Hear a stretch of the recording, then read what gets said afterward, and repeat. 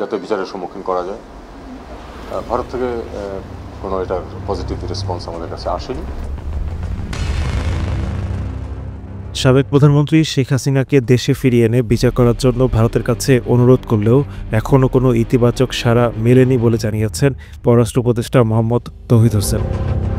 রাজধানীর foreign service একাডেমিতে গতকাল সোমবার 4 আগস্ট সাংবাদিকদের উপদেষ্টা বলেন, এ বিষয়ে নতুন করে বলার মতো কিছু নেই। শেখ হাসিনাকে দেশে এনে বিচারের মুখোমুখি করতে ভারতকে অনুরোধ করেছে বাংলাদেশ। এখনও ভারতের পক্ষ থেকে কোনো ইতিবাচক প্রতিক্রিয়া পাওয়া যায়নি। বাংলাদেশ এখনও নয়াদিল্লির জবাবের অপেক্ষায় আছে। তৌহিদ হোসেন আরও বলেন, শেখ হাসিনার বিচার শুরু হয়ে গেছে। কেউ আসুক বা না আসুক, বিচার চলবে। আন্তর্জাতিক সহায়তা নেওয়া হবে কিনা এমন প্রশ্নের জবাবে উপদেষ্টা বলেন, সরকার প্রয়োজন মনে করলে এমন সহায়তা চাইতে পারে, তবে এখনই আমি এর প্রয়োজনীয়তা দেখছি না। তো বিচার প্রক্রিয়া তো শুরু হয়েছে, কারণ কেউ আসুক বা না আসুক সেজন্য তো বিচার আটকে থাকে না।